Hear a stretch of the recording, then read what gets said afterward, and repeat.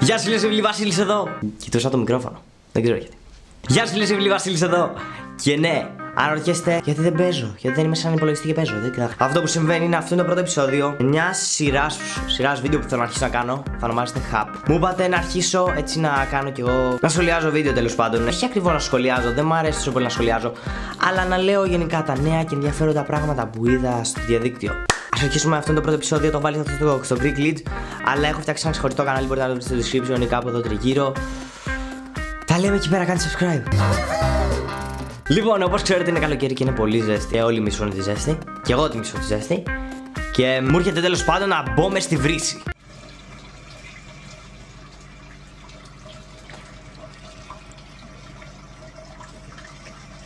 Και εκτός από αυτό, πολλοί άνθρωποι που είναι καραφλοί και τέλος πάντων έχουν να προστατευτούν από τη ζέστη, σκέφτηκαν καινούριους μεθόδους για να το κάνουν αυτό.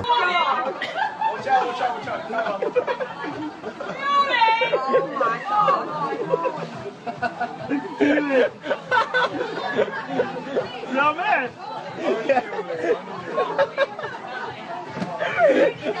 Dino! Yes! Whoa! Yes! Left go! Είχατε ποτέ κατοικίδια? Εγώ πάντως όταν ήμουν μικρός, και ακόμη είμαι τέλος πάντων, ναι. Έχω μια γάτα, αλλά είχα και ένα παπαγάλο. Και πάντα προσπαθούσα να το κάνει να μιλήσει, να γελάσει, να κάνει κάτι. Λοιπόν, στο επόμενο βίντεο είναι κάτι τρελό.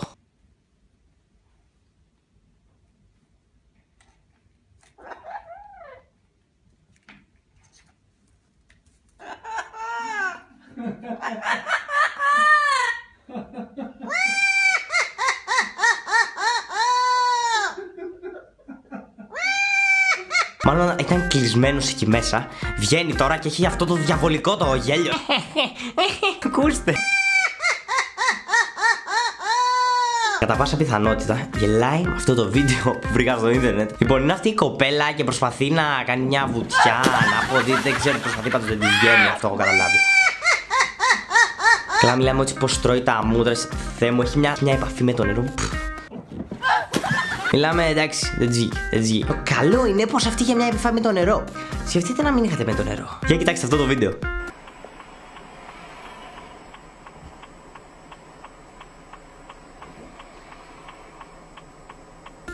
Δεν πιστεύω, πού φτάσαμε.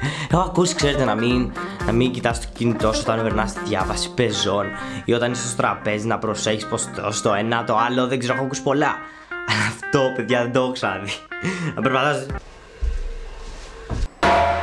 Ρε φίλε, να βλέπεις το φορτηγό μπροστά σου, το αυτοκίνητο να μην το βλέπεις, τι σκάτα. Τέλος πάντων, λοιπόν, το επόμενο σίγουρα δεν το έχεις ξαναδεί. Μιλάμε τρελό. Είναι ένας τύπος έτσι και περιμένει. Ξέρετε το λεωφορείο, δεν ξέρω, περιμένει ταξί. Τέλος πάντων, είναι αυτοί οι τυπάδες και πάνε και του κλέβουν την πίτσα, ρε παιδιά, αυτά με χέρια. Θεέ μου, δεν το έχω ξαναδεί, κοιτάξτε.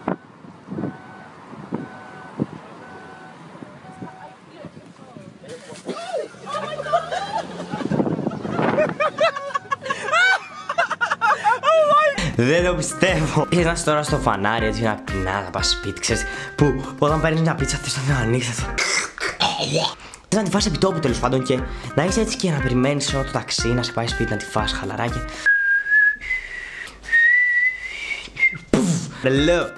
Τρελό. Τώρα κάτι τρελό που πάει τρελό. Κοιτάξτε τι συνέβη σε ένα κλαμπ, δεν ξέρω, ένας DJ που απλά τρολάρει το κοινό του. Δεν κάνει τίποτα άλλο. Η δουλειά πήγε εκεί πέρα για να τρολάρει το κοινό του. Τσεκάρτε.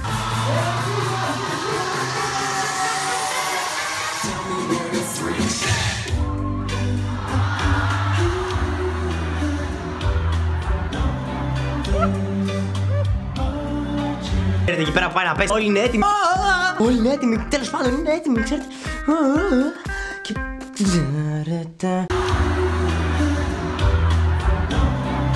Σίγουρα ότι πάρα πολλοί DJ το έχουν σκεφτεί αυτό στην καριέρα του και στη ζωή του, αλλά κανείς δεν τόλμησε να το κάνει. Τόσο από αυτό το τύπο είναι τρελό. Ένα άλλο βίντεο που είδα αυτή την εβδομάδα, πολύ περίεργο, παιδιά, είναι αυτό.